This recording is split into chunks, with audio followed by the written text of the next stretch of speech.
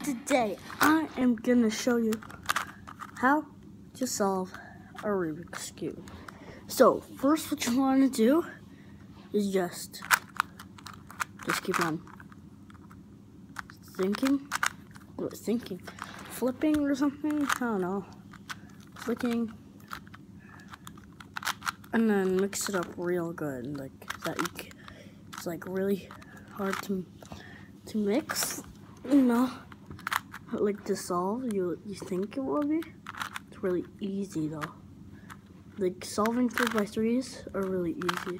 It's really easy. All you have to do is say that you can't solve a Rubik's Cube.